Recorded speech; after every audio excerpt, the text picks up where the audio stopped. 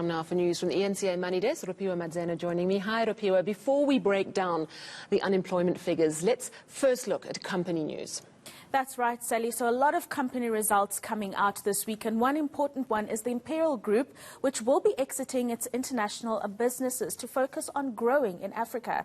The company's released its financial results for the 6 months that ended in December and says that given the current macroeconomic uncertainty, it needs to realign its strategy. Now, revenue was up by about 15%, while operating profit declined by 18%. The CEO, Mohammed Akoojee, joins me now to discuss this further and more. Thank you for your time this afternoon, Mohammed. Let's maybe start with that strategy, the Gateway to Africa strategy that you're focusing on, and that will be the one driver for growth for Imperial Group.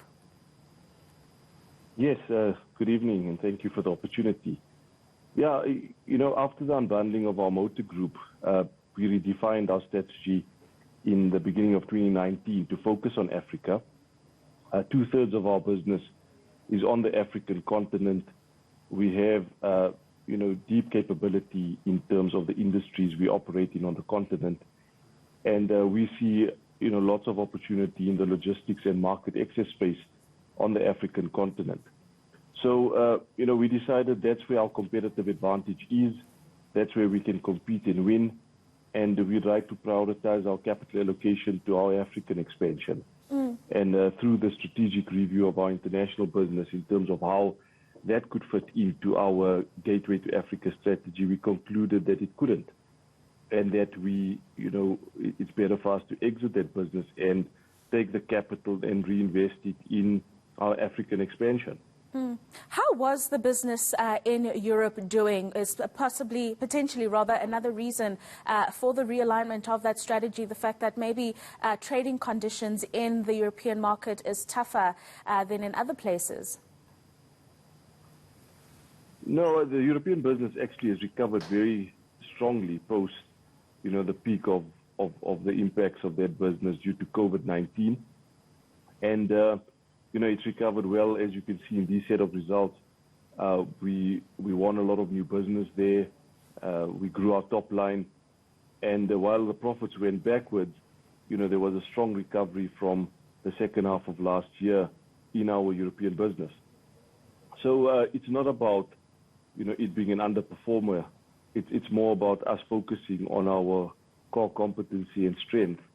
And redeploying capital we have there into Africa.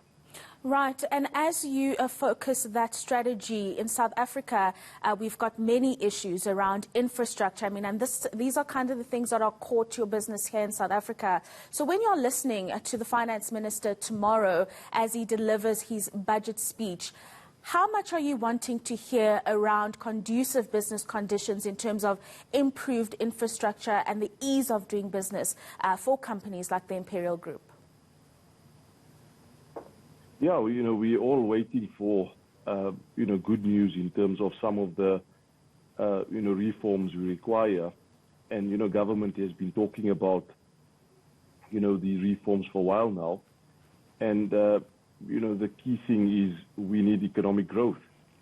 And if we can, overcome some of the red tape that we face as business, in some of these key industries where we are a logistics provider, I believe it can unlock a lot of opportunity in terms of reducing our unemployment, companies, paying more taxes because their profits will be better. So we all look forward to some good news in terms of real actions around some of the structural reforms that we need as business to be able to thrive.